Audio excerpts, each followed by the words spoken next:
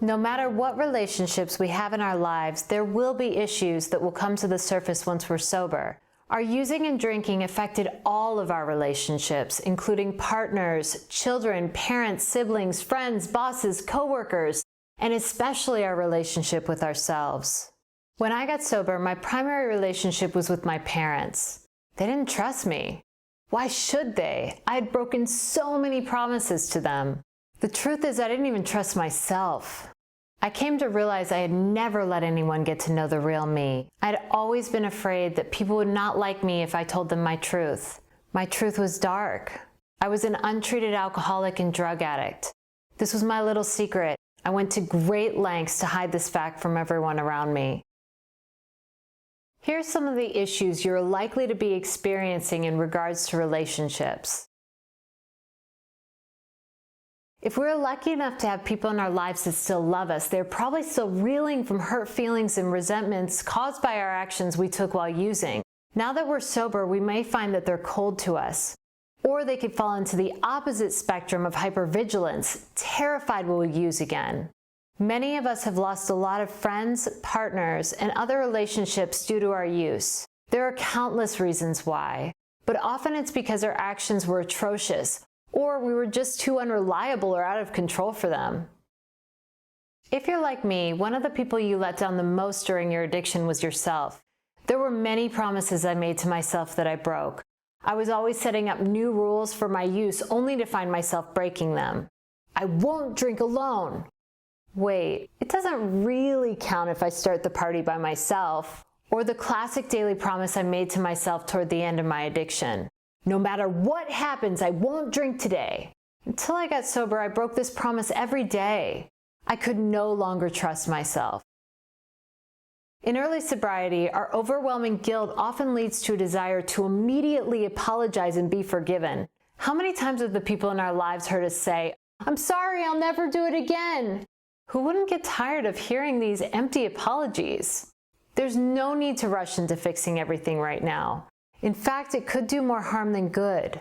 Now is the time to work on ourselves and change our actions. This process will take time. By now, some of you are realizing you surrounded yourselves with people who drank and used like you did. If they get high or drunk in your presence, you will likely realize being around them is not safe right now.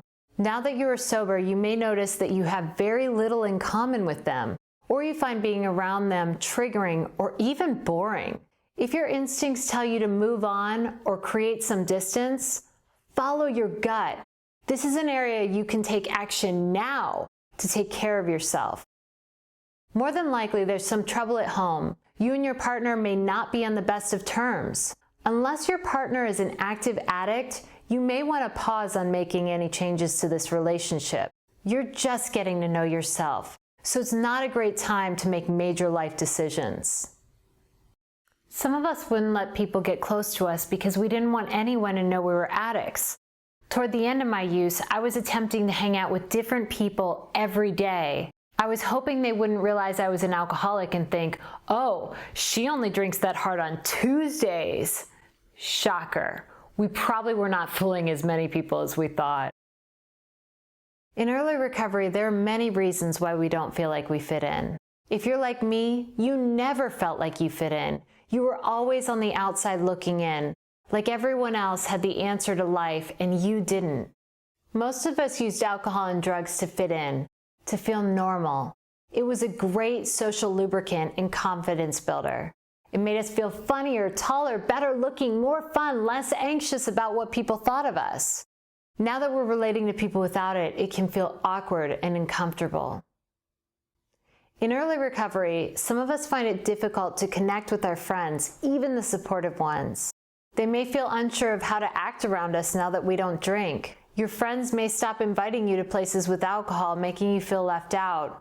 Or, if you go to an event serving alcohol, a protective friend may blurt out, "No, she's an alcoholic," when someone offers you a drink.